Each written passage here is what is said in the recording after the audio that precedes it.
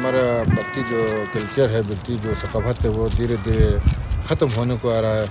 तो हम कोशिश में हैं कि ये ख़त्म ना हो और ये खुशी के मौके पर जो है ये हम मेला बोलते हैं या फिर तनमा बोलते हैं, हम हर साल के मुख्तलिफ़ दिनों में हम ये रिवाज को रस्म को बरकरार रखते हैं। ये सुन्ना है, ये सुन्ना जो है ये बत्ती सुन्ना है, इसमें सुर और साथ दोनों इसमें शामिल है।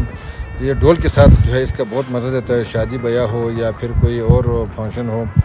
तो आजकल जो है वो नापीद होता जा रहा है हमारा बल्ती सकाफ़त जो है। अभी हमने इसको बरकरार रखने के लिए बहुत कोशिश कर रहा हूँ और करेंगे, कोशिश करते रहेंगे ताकि ये ख़त्म ना हो।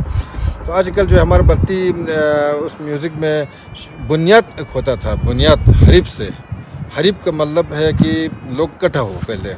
तो शादी में एक हरीफ बजाता था, लोग समझते थे ये बेटी का शादी या बेटे का। हरीफ में भी फ़र्क है, बहुत सारे किस्म के हरीफ। सुरना ये हर एक की बस की बात नहीं है, क्योंकि इसमें बहुत मेहनत है और ज़ोर भी बहुत लगता है। इसका आवाज़ निकालने के लिए 4 से 5 साल लगता है, इसका ओरिजिनल आवाज़ हम निकालने के लिए। जब ये बांसुरी है, ये हर कोई बजा सकता है, ये आसान है।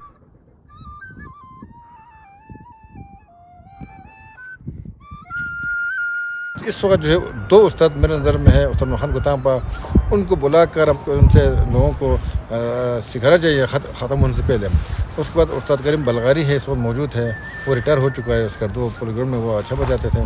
उनसे सीखना चाहिए, बाकायदा 6 महीना साल का कोर्स लगा कर। जो शौकीन हज़रात बहुत हैं लेकिन उनको मौका नहीं मिल रहा है, तो उनसे सीख के ये जो रिवाज जो है हमारे बल्ती खूबसूरत फिल्म जो है ये बरकरार रहना चाहिए।